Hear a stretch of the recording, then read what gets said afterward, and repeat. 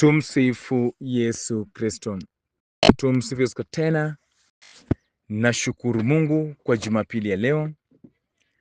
Nashukuru Mungu hata kwenye huu mwezi mpya, mwezi wa 6 ambao tumeanza. Nasema ni asante kwake Mwenyezi Mungu kwamba kila wakati tunapomuitisha anashuka na kutenda.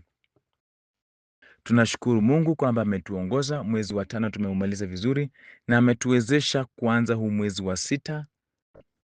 Leo ikiwa ni Jumapili tarehe 1 mwezi wa 6. Tunaomba baraka za huu mwezi mpya ili huu mwezi wa 6 uwe mwezi wa baraka, mwezi wa uponyaji, mwezi wa amani,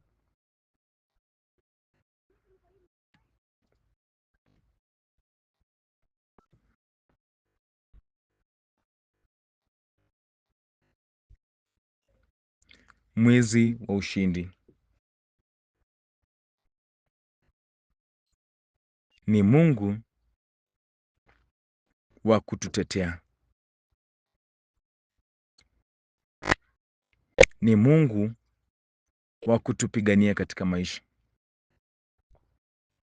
Tuzidi kusali, tuzidi kuomba. Tusichoke kumtumainia Mungu, tusikae chini bila kusali hata kidogo. Kushiriki katika misa takatifu, kushiriki katika ekaristi takatifu, kusali pamoja na wenzako. Acha kukataza familia yako kwamba isiende kwenye misa, wasiende kwenye kanisa. Hapana, acha watu wasali, acha familia yako isali, acha wewe mwenyewe ufanye nini? Usali. Tunataka familia zetu zitembee pamoja katika sala.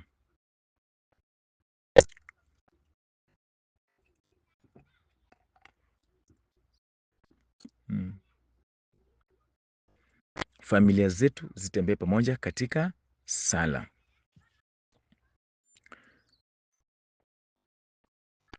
Jumapili ya leo tunapata somo kutoka Injili ya Mathayo sura ni ya 27. Tutasoma 32 hadi 44.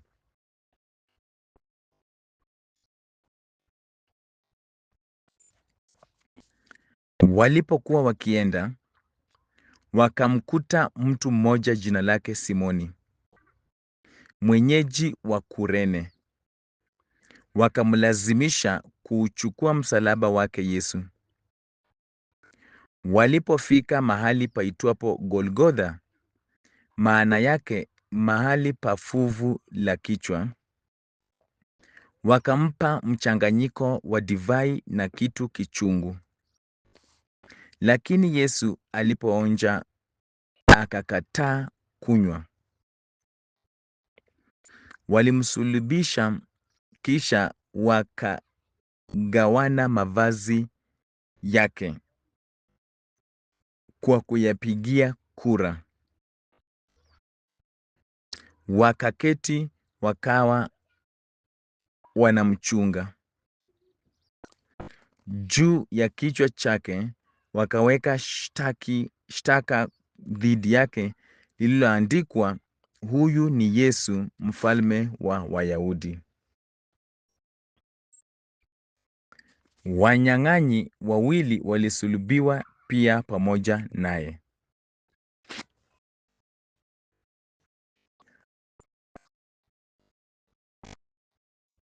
mmoja upande wa kushoto na mwingine upande wa kulia.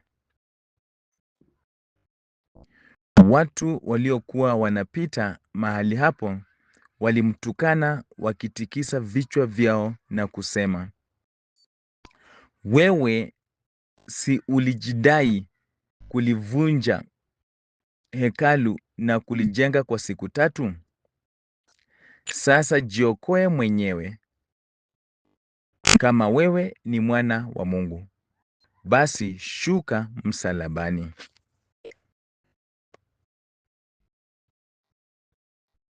Hali kadhalika na makuhani wakuu pamoja na walimu wa sheria na wazee walimdhihaki wakisema, aliwaokoa wengine, lakini kujiokoa mwenyewe hawezi.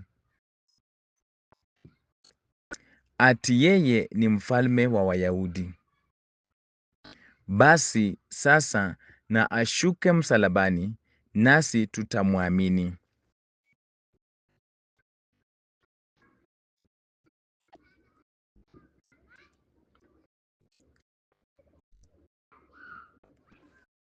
Alimtumainia Mungu na kusema ati yeye ni mwana wa Mungu. Basi Mungu na amwokoe kama anamtaka. Hali kadhalika na wale waliosulubiwa pamoja naye wakamtukana. Injili ya Bwana wetu Yesu Kristo. Tumsifu Yesu Kristo.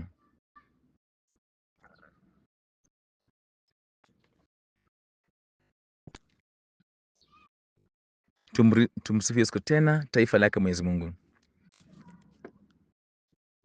Wewe si ulijidai kulivunja hekalu na kulijenga kwa siku 3? Sasa jiokoe mwenyewe. Kama wewe ni mwana wa Mungu, basi shuka msalabani.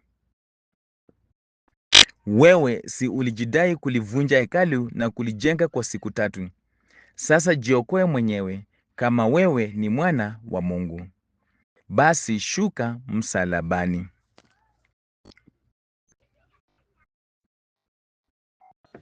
Tumsifu Yesu Kristo. Tumsifu Yesu tena. Jumapili ya leo, unaposikiliza hiyo mada vile nimeisema kwamba wewe si ulijidai kulivunja hekalu na kulijenga kwa siku 3, sasa jiokoe mwenyewe.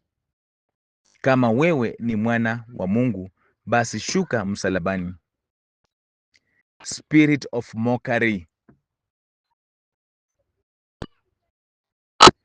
Roho ya dhihaka. Watu hutudhihaki kila wakati. People mock us. Spirit of mockery imejaa katika jamii, hata mahali pa kazi.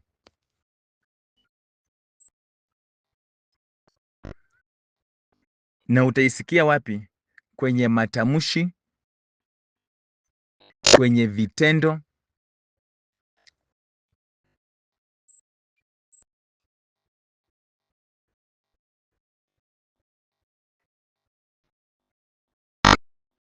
Utasikia vile watu wanaongea kwenye ofisi, utajua tu ni mimi wanaongelelea. Spirit of mockery.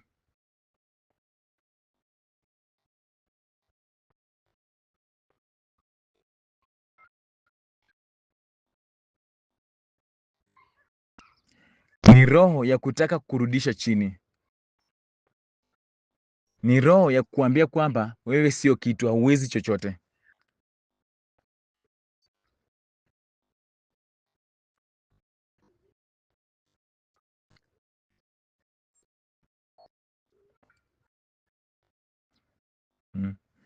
Unaongea kama nani?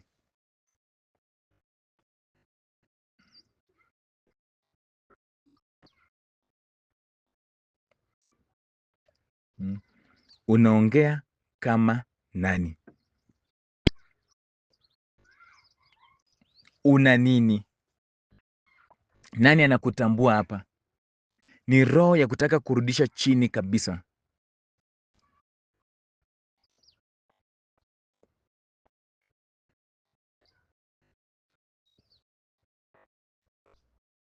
Na wanalenga kabisa maisha yako. Usipochunga wataua spirit yako.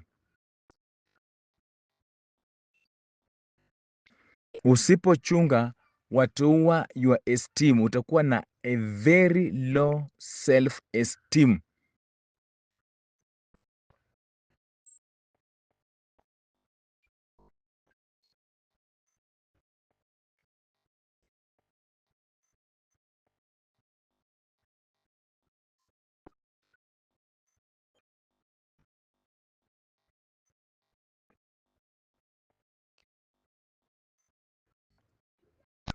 very low self esteem. Kwa maana watakugonga, kutusi, kukejeli, kukuonyesha kwamba wewe sio kitu.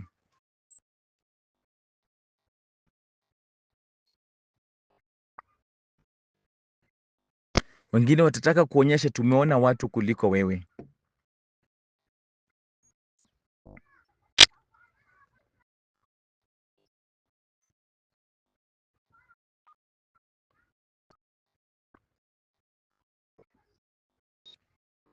Hii spirit ya mockery inatoka hasa kwa watu ambao tunaishi nao.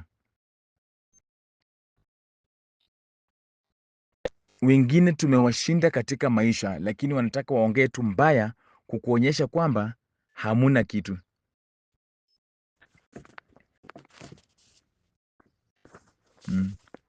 Tumewashinda katika maisha, lakini wanataka waongee tu mbaya kukuonyesha hamuna kitu umefanya, ile hali umepiga hatua kubwa katika maisha, hata wanakuogopa.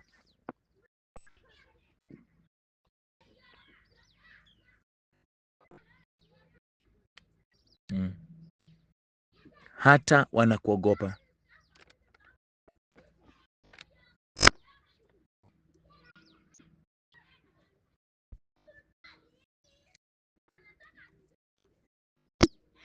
Kwa hivyo mara nyingi watu ambao wanatuzunguka, watu ambao tunakaa nao, ndio wanatumoko. Kaone vile kanajipendekeza, kanapitapita nini, anafikiria asipoimba hatutaimba, anafikiria asipochanga hatutachanga, anafikiria hivi, watakuongea.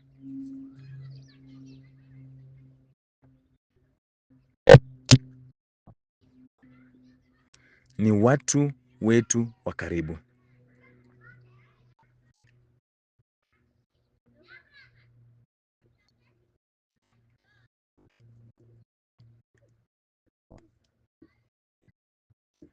Ni watu wetu wa nini? Wa karibu. Tumsifu Yesu Kristo. Wa karibu.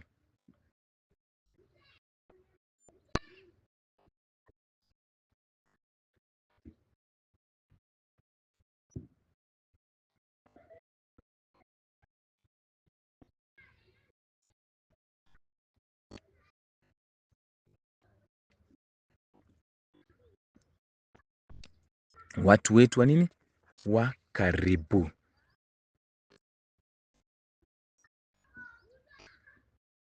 Kwa hivyo Jumapili ya leo tunajifunza mengi kuhusu spirit of mockery. Roho wa kudhihaki watu.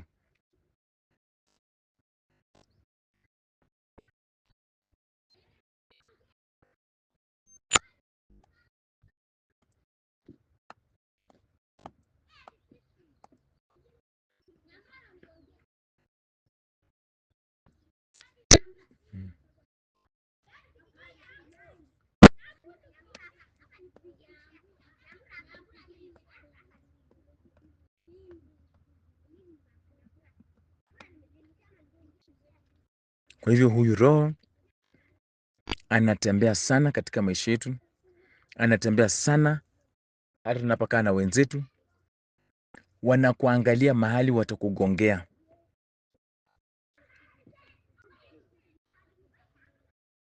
Mahali fulani ambapo watasema kweli huyu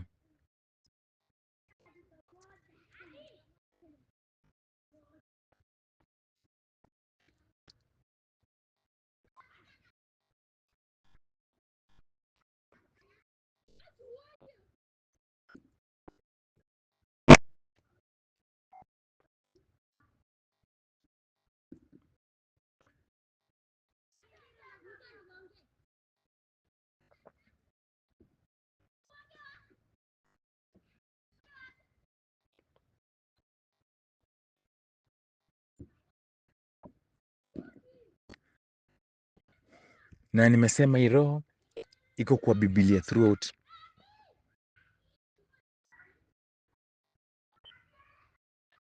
Ni kama madharau fulani, ni kama dharau fulani ambalo nafanyiwa.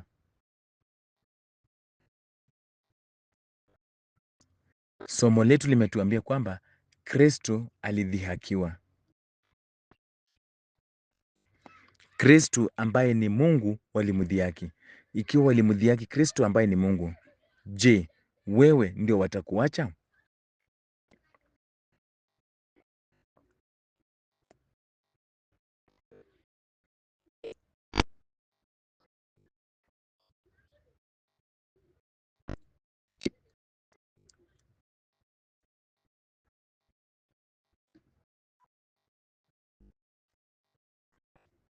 Je, wewe ndio watakuacha?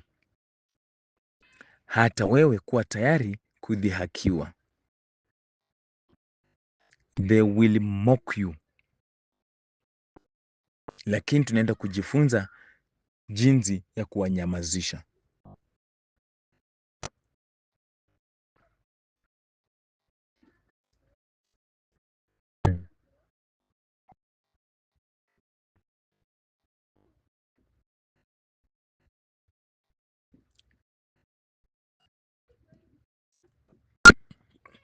Tumsifu Yesu Kristo.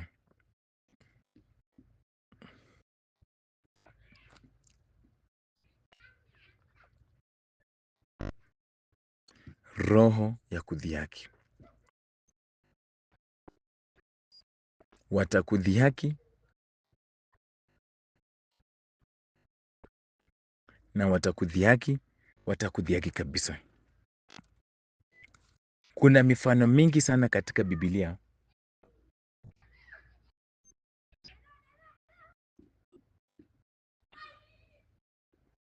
kuonyesha hii mokari.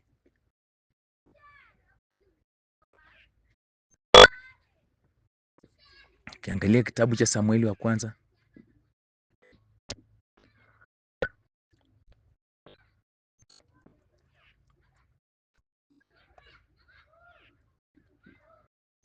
Penina alimdhihaki, alimtukana nani?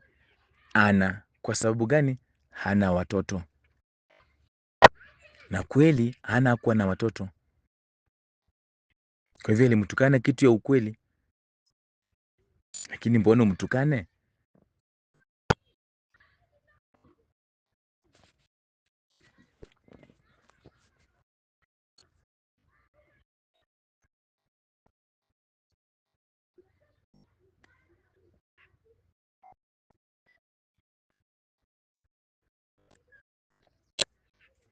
Hmm? Mbona umtukane?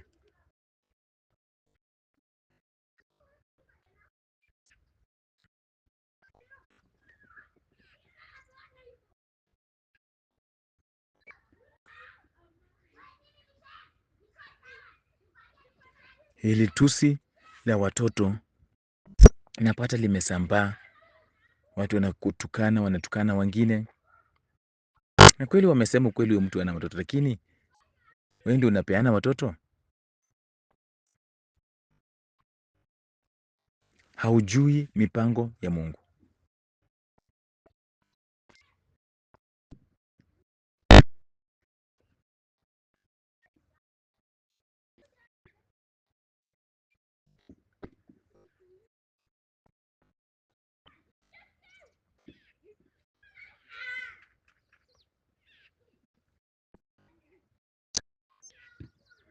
Haujui Mungu ako na mpango gani na huyu mtu ambaye unafanya nini? Unamtukana kuhusu watoto. Watakutukana, mbona unafanya kazi na una watoto wa kulisha? Acha kutusumbua, wacha sisi wenye watoto tuongee.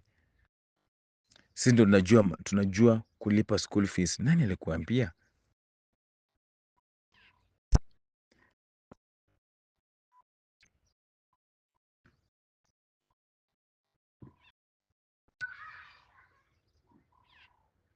Nani alikuambia? Tumsifu Yesu Kristo.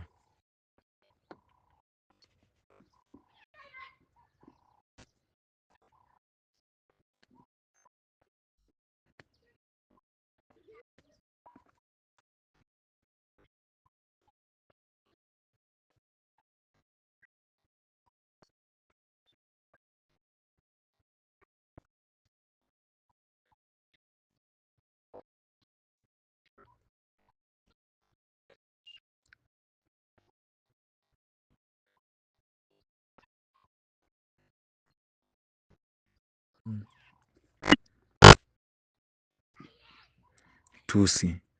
Penina anamdhihaki, anamtukana nani? Ana. Lakini dawa yake ilifika wakati Ana alimlilia Mungu na kumwomba Mungu, alishika mimba akamzaa Samueli. Tangu Ana ashike mimba, Penina hakuongea tena. Hata watoto wake ambao alikuwa anajidai ako na watoto hatuwaoni mahali popote kwenye Biblia.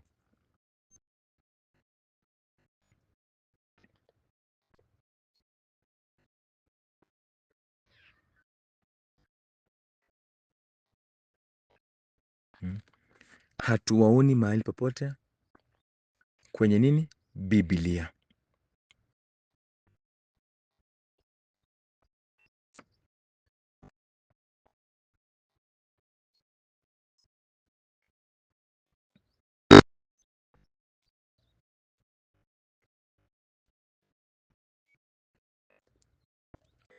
Alisema kuna watoto walienda wapi? Mtu akimuuliza wako wapi, wanafanya nini, atasikia vibaya. Ataanza kusema tumemtukana watoto wake wameharibika au nini, lakini si alitusi Ana kwamba ana nini? Mtoto. Kwa hivyo wakati Ana alipata mimba hivi, Penina alinyamaza.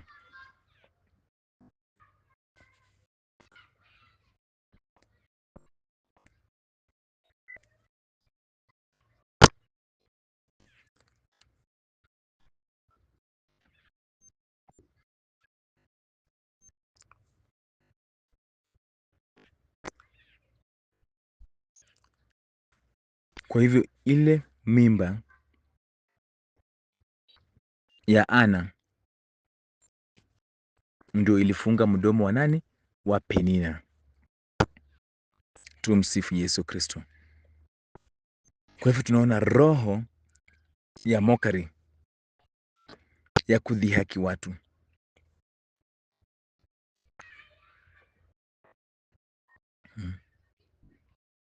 Ukisoma kitabu cha Nehemia sura ya 4 kuendelea, Sanbalati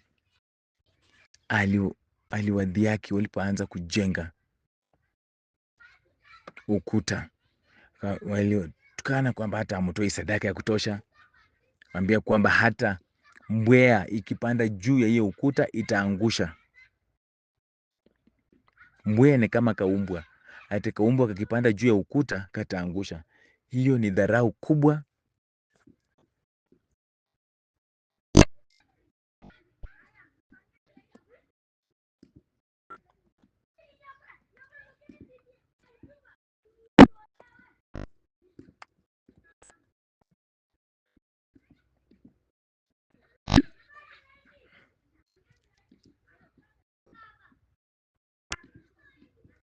Hiyo ni dharau kubwa ambayo Sanbalati na timu yake walionyesha hawa Nehemia, Waisraeli waliokuwa wanajenga nini? Ukuta.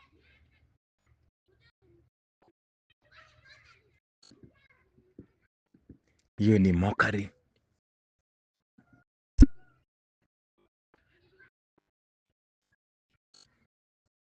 Tumsifu Yesu Kristo. Ni mokari.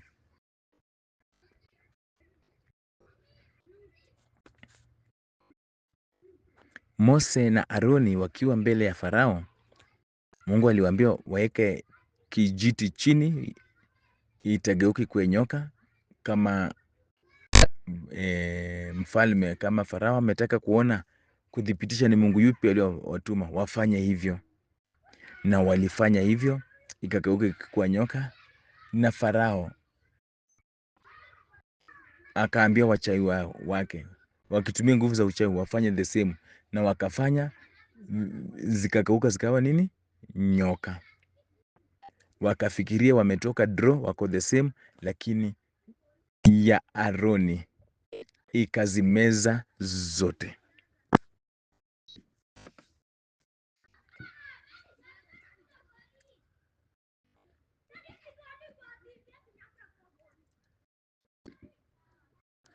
ya Aroni ikazimeza zote.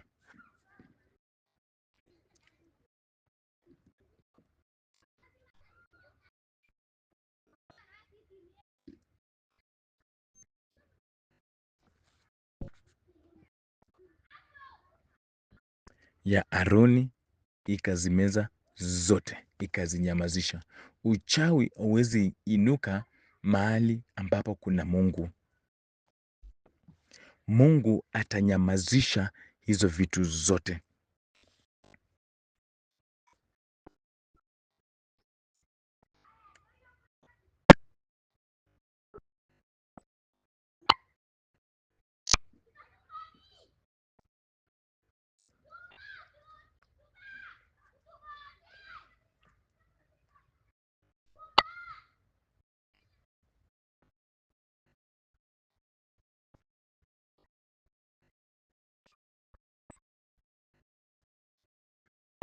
Mungu atanyamazisha hizo vitu zote. Kwa hivyo hiyo ilikuwa pia mokari.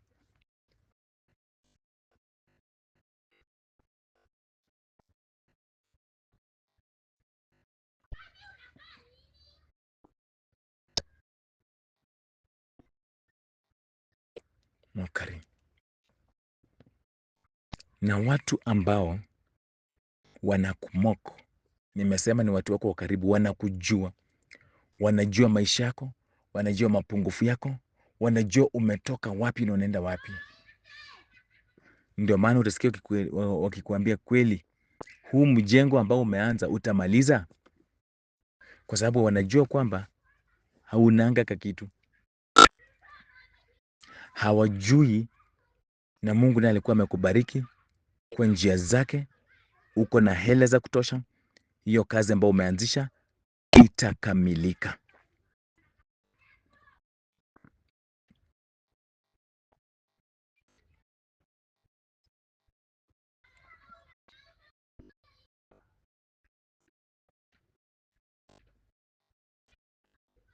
Hmm? Itafanya nini? Itakamilika.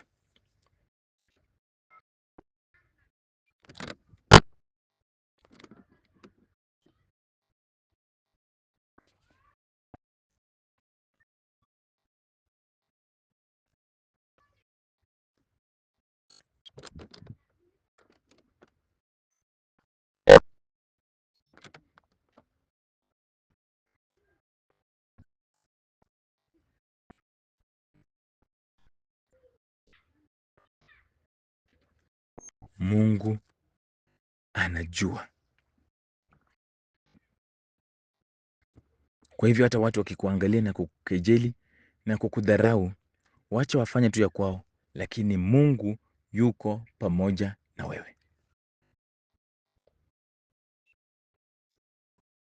Hawajui ulikuwa unasoma tu polepole.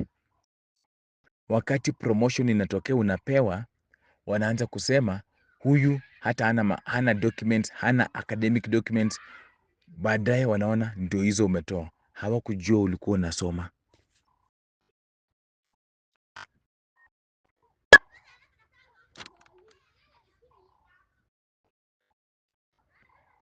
Hawakujua shule ulikuwa unaenda.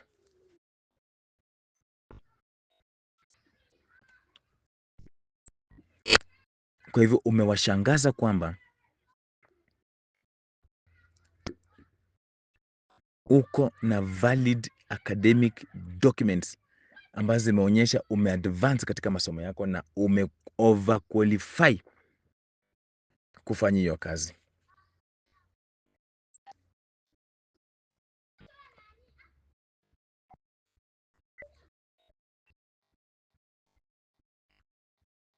Hmm. Hao ndio watu wetu.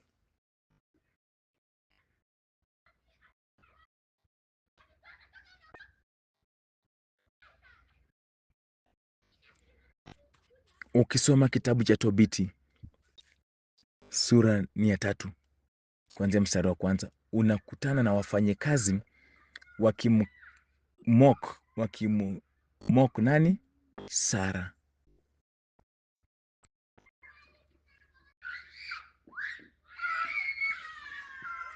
wanamwambia kawafuate wanaume wako, wewe muuaji wa wanaume. Hiyo ni dhihaka, hiyo ni dharau,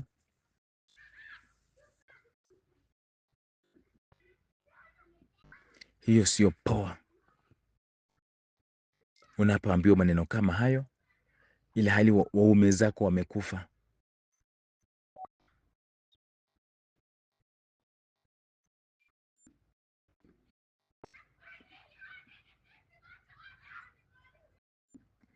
Dharau, dhihaka, mokari, unapata hiyo spirit imejaa. Ndio utasikia watakuambia tutaona, mpe muda, hafiki mbali, tulijua, atatuambia nini? Tunajua kwao, wanajua kwenyu hamuna kakitu.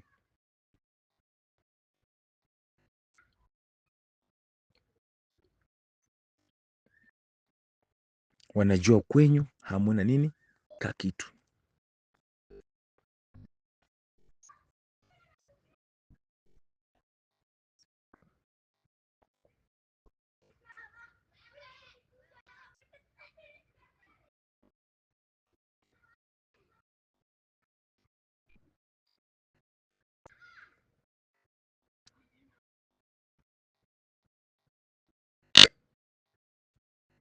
Wanajua kwenyu hamuna kakitu. Ndio maana utasikia wakisema tunajua kwao, najua ndugu na dada zake, najua wazazi wake. Yaani ni watu bure, hawana chochote na hawajui Mungu anafanya mambo yake.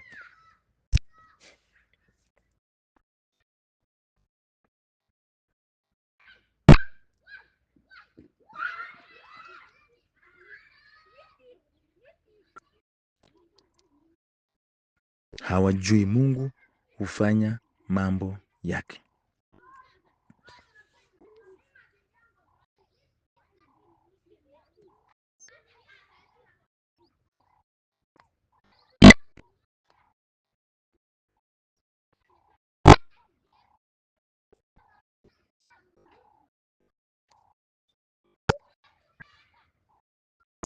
Hawajui Mungu hufanya mambo yake kupitia njia zake mwenyewe.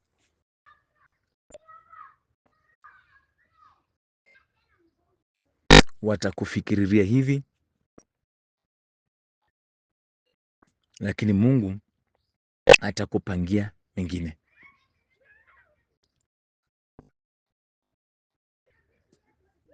Watu wa kutumoko, watu wa kutudharau, hiyo roho ya mokari. Mungu alivyo Mungu mwenyewe anawanyamazisha na ushindi. Kile ambacho walikuwa na kudharau nacho,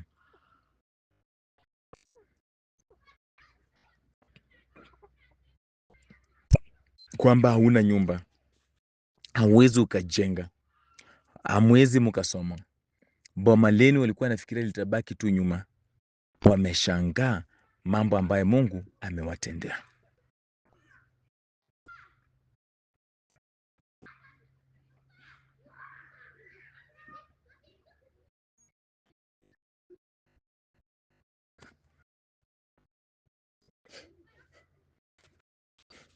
Wameshangaa mambo ambayo Mungu amefanya nini? Amewatendea.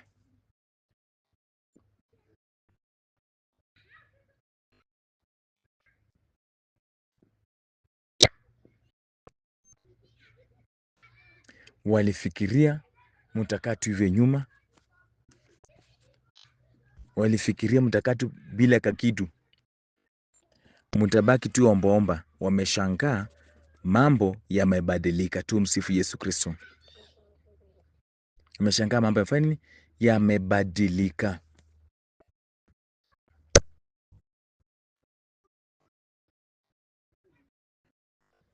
Sio jinsi walivyokuwa wanafikiria.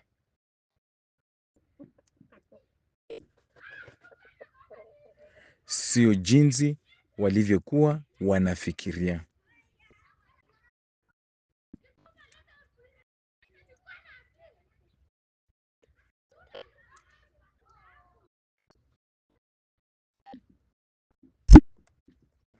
Yote ambayo walikuwa wanawawazia, Mungu amebadilisha. Ujue spirit ya mockery inakuja ndani wakati kuna kiwango fulani watu wamekuweka.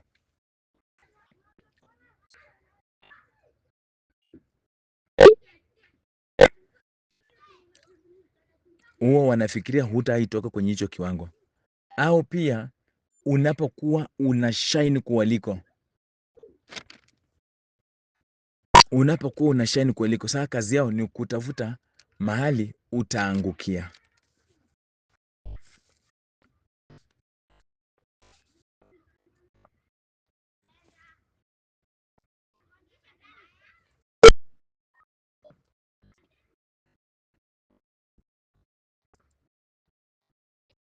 Wao ni kutafuta mahali utaangukia, ndio wakudhihaki, ndio wakuchekelee. Lakini Mungu wetu hatalikubali. Tumsifu Yesu Kristo. Hatafanya nini? Hatalikubali.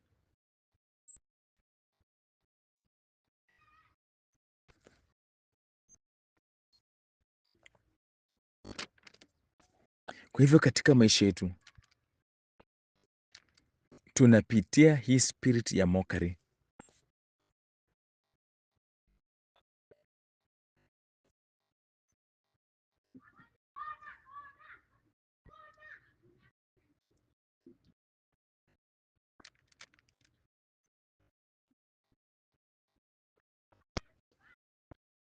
Watu wanatuongelelea mbaya.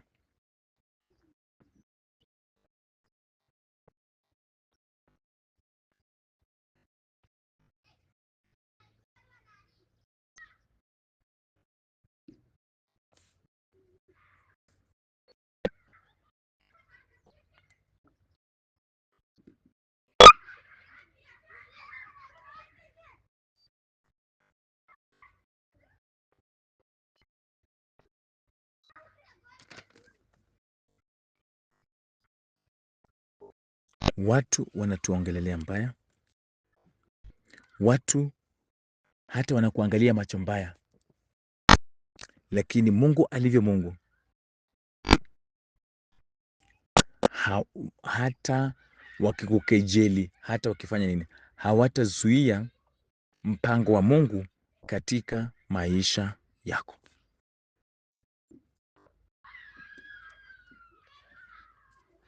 Hawatazuia mpango wa Mungu katika maisha yako.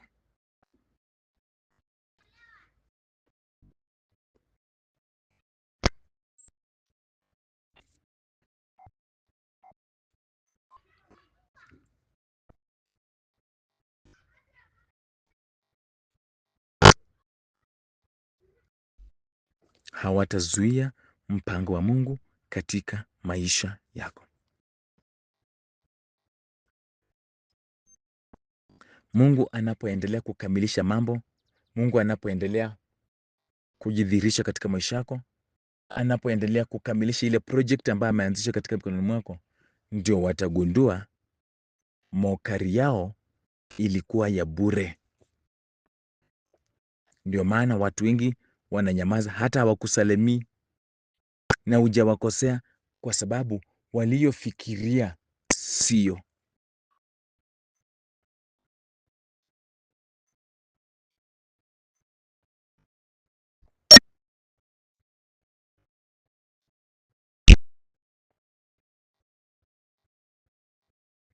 Waliofikiria sio.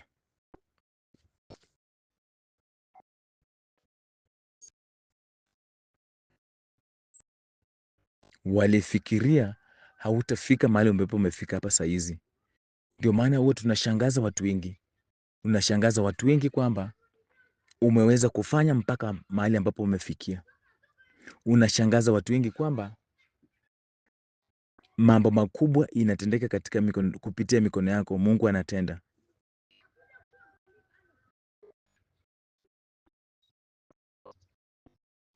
Unashangaza watu wengi kwamba hizo grades ni wewe ndio ulipata. Haya marks ni watoto wako ambao walipata. Na watoto wako ambao hata hawaendangi shule kwa sababu ya karo. Wanakaa tu nyumbani na kuombaomba vitabu, kuombaomba notes wanasoma. Wakafikiria hawatafika mahali. Wameinuka ndio hao wanang'aa.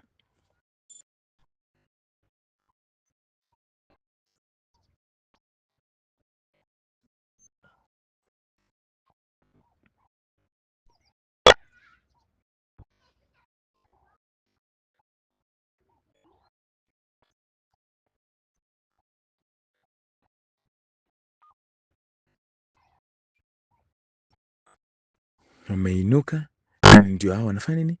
Wanang'aa.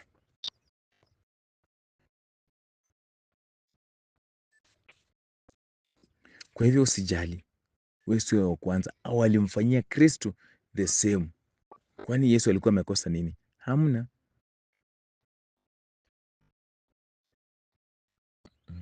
Hamna. Lakini walimdhihaki, walimmock.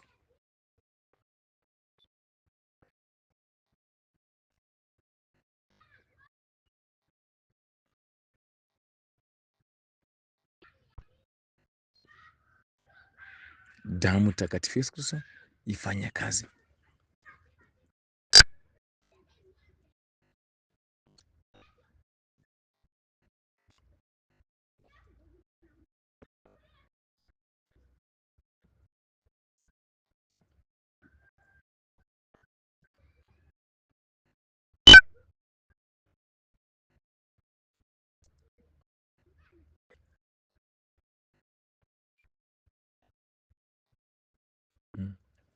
Mambo ya makubwa ya Mungu yaendelea kutendeka katika maisha ya kila mmoja wetu.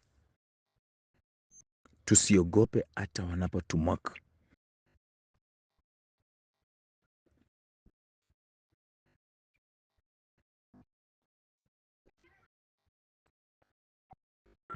Usiogope. Hata Kristo walimfanyia hivyo.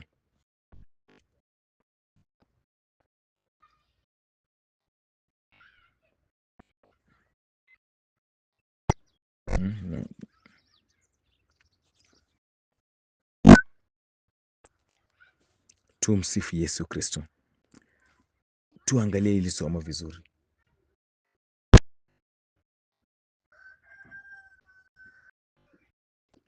Yesu walimtesa kabisa na msalaba. Kumbuka Yesu ni Mungu.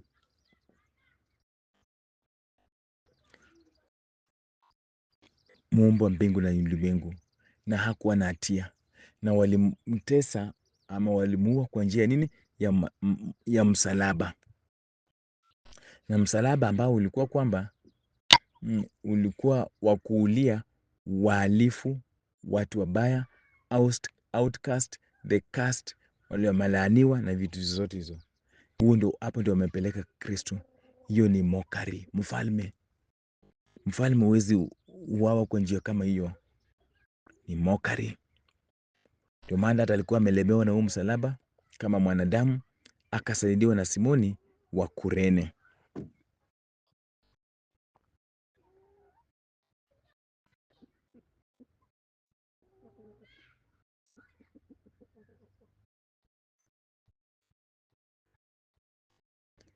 Kasaidiwa na Simoni wa Kurene.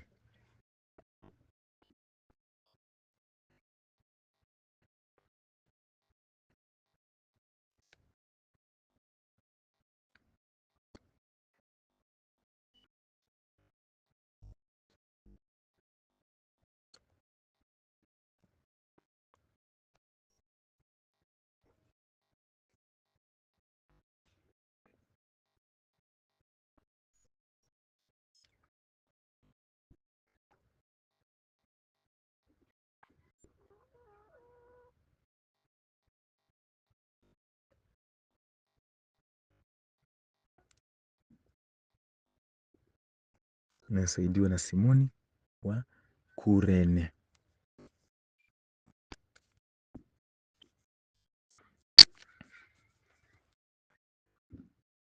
Walipofika mahali paitwapo Golgotha, maana yake mahali pa fuvu la kichwa, wakampa mchanganyiko wa divai na kitu kichungu, lakini Yesu alipoonja akakataa kunywa.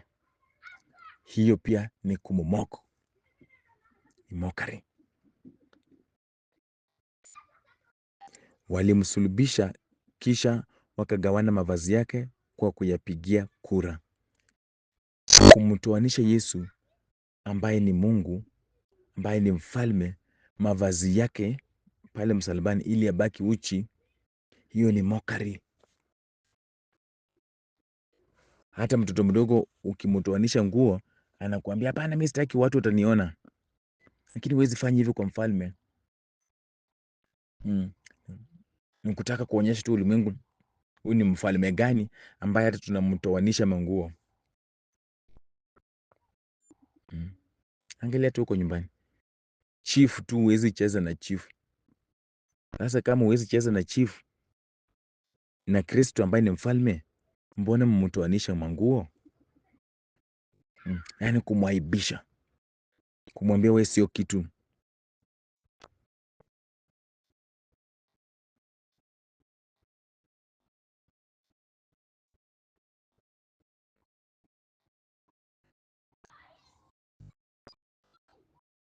Wewe si kitu.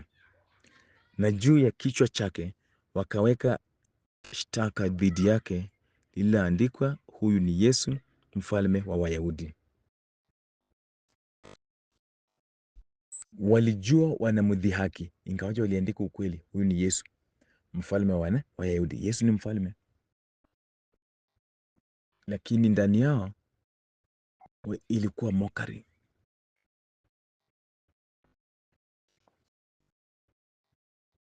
Tumsifu Yesu Kristo. Ilikuwa nini? Mokari.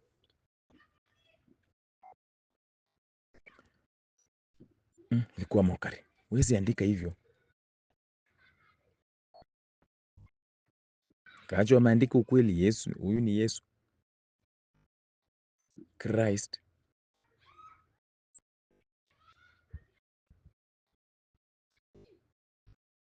Na pia ni mfalme wa Wayahudi. Wanyang'anyi wawili walisulubiwa pia pamoja naye, mmoja upande wa kushoto na mwingine upande wa kulia. Kusulubisha Yesu na wanyang'anyi ni kumweka kwa hiyo level ya wezi ya wanyang'anyi. Ni mokari. Mtu ambaye alikuwa anafanya miujiza yote, ponyesha watu, vyote vinatembea, wafu wanafufuka, ambaye ni Mungu, ambaye ulimwengu mzima umeumbwa kwa neno lake. Hakuna kilichofanyika nje yake, kila kitu ni through him. Alafu wanamsulubisha pamoja na wanyang'anyi.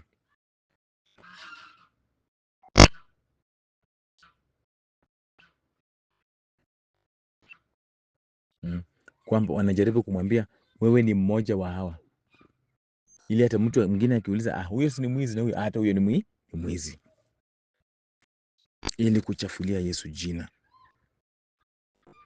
Watu wa kutumok mara nyingi hata wanatuchanganya, wanakuweka kwa kikundi cha watu wabaya, wanakuchanganya na watu wabaya,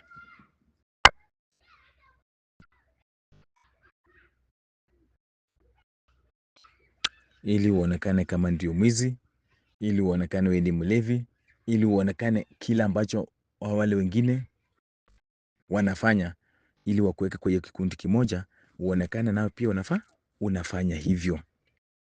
Ndio watu wanaowatazama hawatauliza maswali mengi, wakiona huyu ni mnyang'anyi na huyu mnyang'anyi, hata huyu wa katikati ni nini? Ni mnyang'anyi.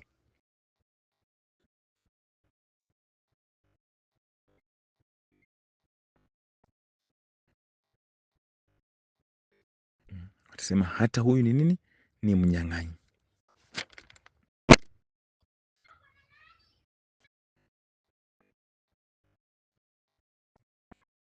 Watu wanapokumoko wanajaribu kuunganisha na watu wengine,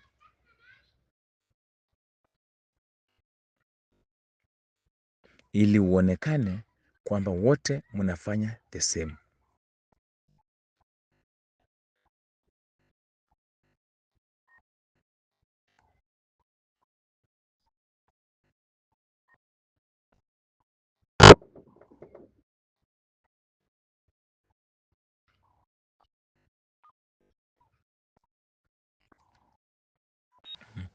Ili uonekane wote mnafanya vitu sawa, wakurudishe jina lako chini. Watu waliokuwa wanapita mahali hapo walimtukana wakitikiza vichwa vyao na kusema, wewe si ulijidai ulivunja hekalu na kulijenga kwa siku 3? Sasa jiokoe mwenyewe. Hata wapita njia, hata watu ambao hawakujui, wakisha hiyo spirit ya mockery kisha kuwa ndani yako, hata wanaingilia tu kati, unashangaa. Tumsifu Yesu Kristo. Umaiona mtu akitukana ama mwizi akipigwa? Chukua mtu mmoja hapo, muulize, mbona mnampiga? Amefanya? Utashangaa atakwambia, hata mimi sijui, nilipata tu watu wakimpiga, hata mimi nikampiga.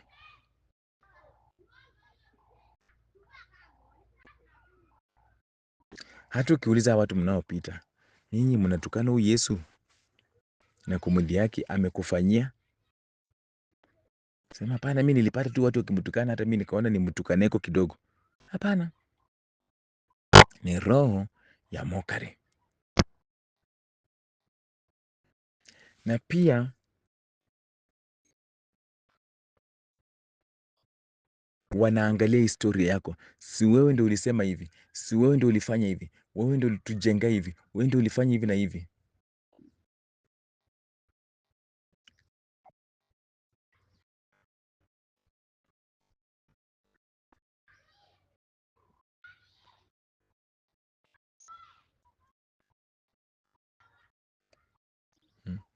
So wewe ndio ulitufanyia hivi na hivi, basi kafanye.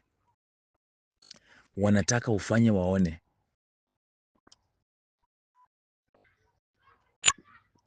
Wewe ndio ulikuwa unafufua wafu, wewe ndio ulikuwa unakomboa watu, wewe ndio ulikuwa unaokoa watu, kafanye tuone. Spirit ya mockery inakuwa ya hivyo. Fanya tuone, fanya sasa hivi tuone kama kweli yenye ulikuwa unafanya ni ukweli. Fanya sasa hivi tuone.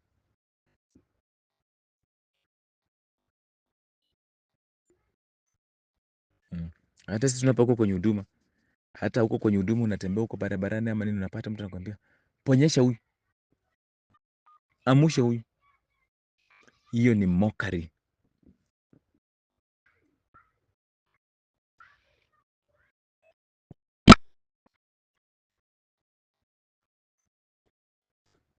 Hiyo ni nini? Ni mockery.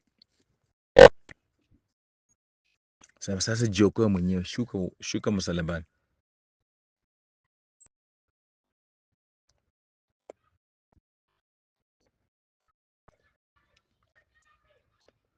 Yesu hakujibu chochote. Watu wanapokudhihaki, acha kujibishana na wao. Wacha yale ambayo Mungu anaenda kutenda katika maisha yako yatazungumza kwa niaba yako.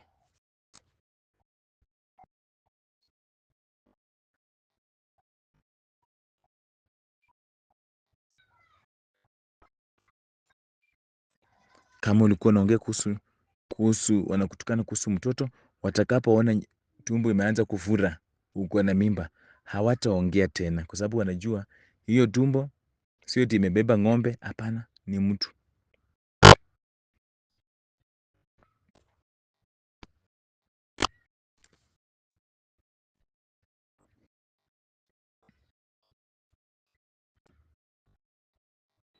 Kama wewe ni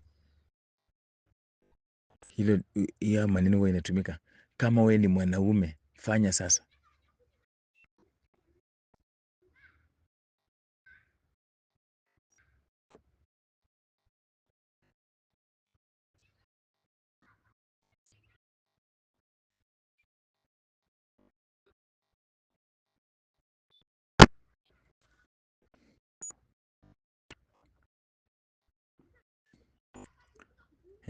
Kwa hivyo watu wanapoinuka kukudhihaki, watafuata na historia yako, mambo ambayo ulikuwa unafanya.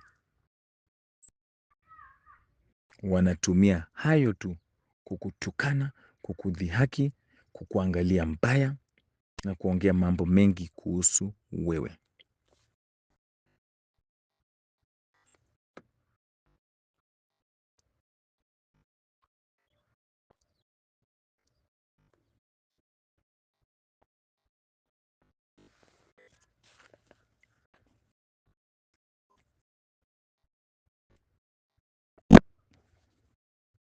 Hali kadhalika na makuhani wakuu pamoja na walimu wa sheria na wazee walimdhihaki wakisema, kwa hivyo sio tu hao wapita njia, hata walimu wakuu, makuhani wakuu pamoja na walimu wa sheria na wazee walimdhihaki.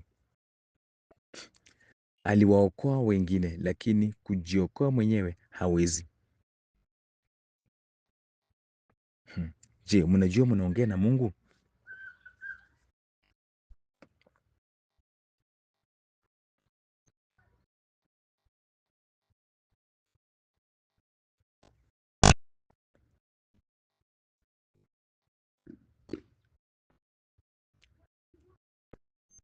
Je, wanajua wanaongea na Mungu?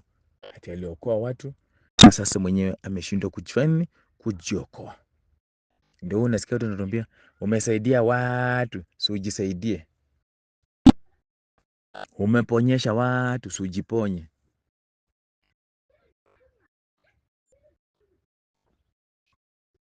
Mm.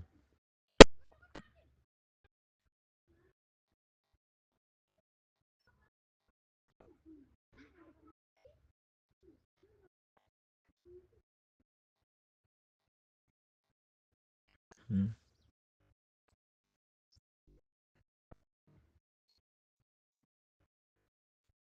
Aliwaokoa wengine, lakini kujiokoa mwenyewe hawezi. Ati yeye ni mfalme wa Wayahudi. Ona vile wanaongea. Basi sasa na ashuka msalabani, nasi tutamwamini.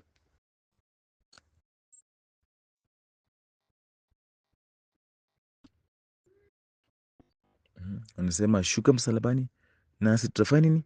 Tutamwamini. Tumsifu Yesu Kristo. Hapa kweli wameongea mbaya.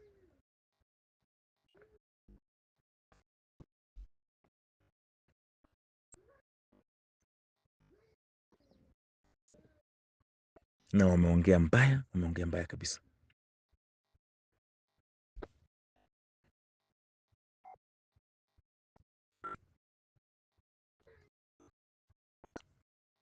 Alimtumainia Mungu na kusema ati yeye ni mwana wa Mungu. Basi Mungu na amwokoe kama anamtaka.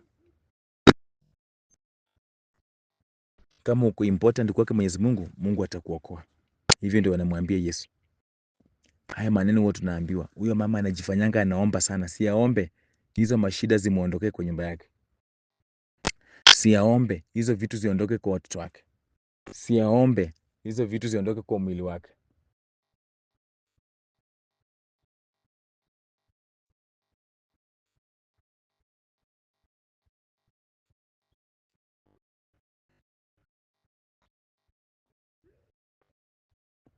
Si aombe.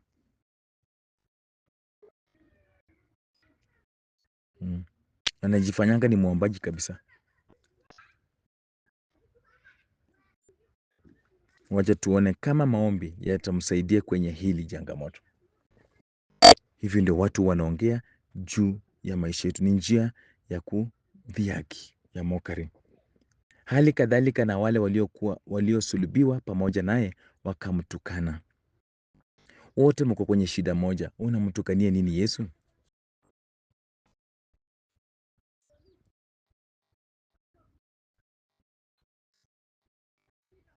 Mockery. Tumsifu Yesu Kristo, taifa lake Mwenyezi Mungu. Kwa hivyo hii spirit ya mockery iko na inatembea kabisa katika maisha ya watu. Na watu wanapokudhihaki,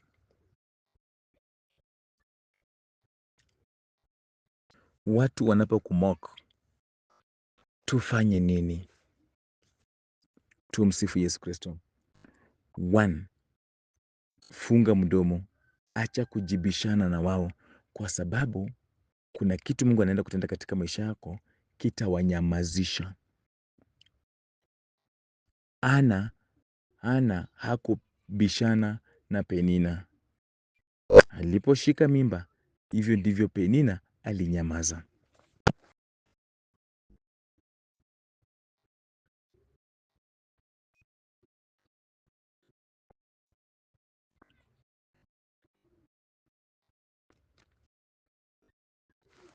Hivyo ndivyo Penina alifanya nini? Alinyamaza aliposhika nini? Mimba. Usijibishana na wale ambao wanakumoka, wanakukejeli. Usibishane na, usianze kujibishana na wao. Levo yako ni kubwa sana. Wewe ni mtu wa juu sana.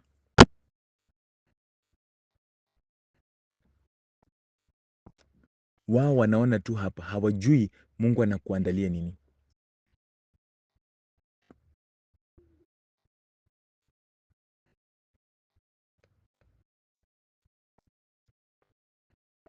Hawajui Mungu anakuandalia nini. Watakuwa wanaongea tu. Sasa usijibishane na wao.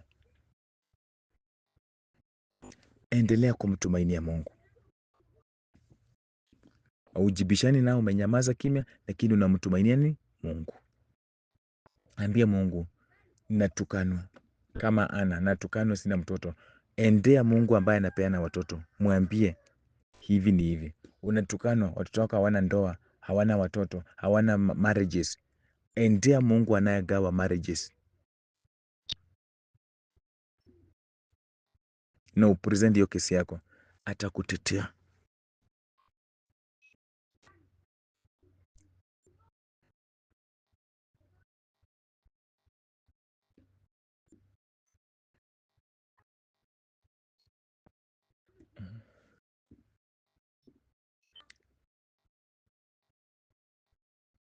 Mungu atakutetea.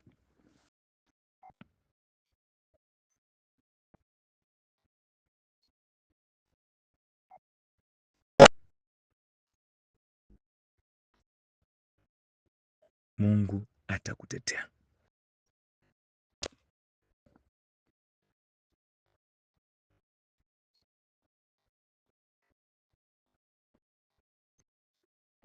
Kwa hivyo usipoteze muda wako kutukanana na wao, kujibishana na wao. Level yako ni tofauti. Endelea kumtumainia Mungu, endelea kusali. Endelea kuwafanya kazi kwa bidii. Kama ulikuwa umeanzisha project, kamilisha. Hata kama ni kuchukua loan ili ukamilisha, kamilisha hiyo project ndio iwaume vizuri.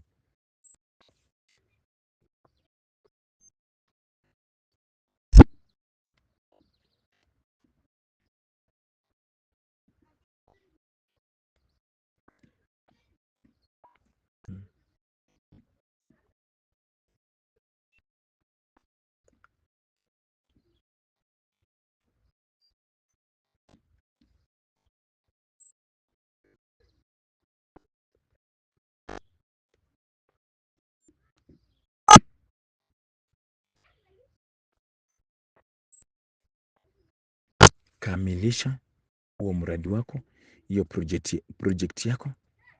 Usiachie kwa njia ndio ukuchekelee. Kamilisha. Simama na sadaka yako ikulinde. Mtumainie Mungu. Naomba Mungu atusaidie. Na Mungu, unapomtumainia Mungu na kusali, atakamilisha kila ambacho wanakutukana, atakamilisha katika maisha yako na watanyamaza kimya. Tumsifu Yesu Kristo. Kwa jina la Baba na la Mwana na Roho Mtakatifu. Katika jina takatifu la Kristo. Mungu, nakushukuru kwa Jumapili ya leo, ikiwa ni Jumapili ya kwanza kwa mwezi huu wa 6. Nakushukuru kwamba unaenda kutenda na utatenda mambo makubwa katika maisha yetu. Mungu, roho ya mockery, spirit of mockery imekuwa too much katika maisha yetu. Watu wanatudharau na kutudharau na kutukejeli na kutudhihaki katika maisha yetu. Tunaisikia kwenye maneno yao, jinsi wanavyotuangalia, jinsi hawataki hata kukaa karibu na sisi, kwa sababu wametuweka kwa klasi ingine ambayo ni ya chini sana. Ingilia maisha yetu Mungu. Ingilia maisha yetu na kututakasa.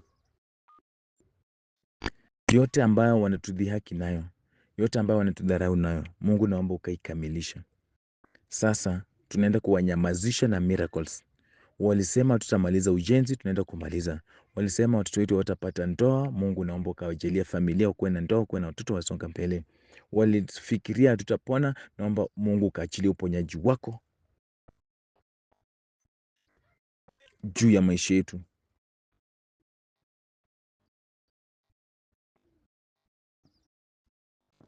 Ili tuweze kupona, watoto wako waweze kupona, wale ambao wanasumbuliwa waweze kupona, waweze kuwa salama.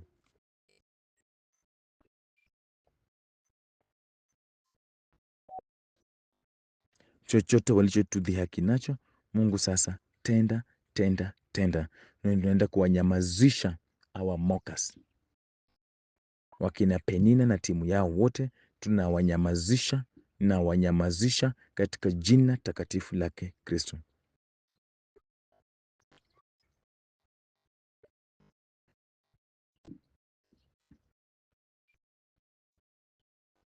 Nawanyamazisha katika jina takatifu la Kristo. Kristo alimdhihaki msalabani, kweli alikufa, lakini siku ya tatu aliwanyamazisha alipofufuka. Mungu kafufue mambo mengi katika maisha yetu. Fufua vitu vingi ndani ya maisha yetu. Familia zetu, watoto wetu, kazi zetu ziinuliwe, kila kitu iendelee mbele vizuri. Blessings zake Mwenyezi Mungu zizidi kuonekana katika maisha yetu. Damu takatifu Yesu Kristo inaendelea kutembea. Mungu unapoendelea kutubariki, ninaweka huu mwezi wa 6 mikononi mwako. Consecrate nikiomba huu mwezi wa 6 uwe mwezi wa baraka, mwezi wa kufunguliwa njia, mwezi wa ushindi, mwezi wa kunyamazisha our mockers. Tangaza surprise miracles juu ya watoto wako. Njia zinafunguka na baraka za Mungu zinaendelea kukutana katika maisha yetu, kukutana na sisi katika maisha yetu. Nashukuru Mungu Baba, nashukuru Mungu Mwana, nashukuru Mungu Roho Mtakatifu. Nashukuru na Mama Bikira Maria kwa maombezi yake. Mother Mary, endelea tu kutuombea. Tuombee na tuombee kabisa, ili roho hii spirit ya mockery ituachilie na ituachilie kabisa. Naenda kuwabariki. Bwana awe nanyi, awabariki na kuwalinda Mungu Mwenyezi, Baba na Mwana na Roho Mtakatifu. Tumsifu Yesu Kristo. Asanteni sana. Ninawatakieni Jumapili njema na pia mwezi mzuri, huu mwezi wa 6. Ni Father Aga, mubarikiwe sana.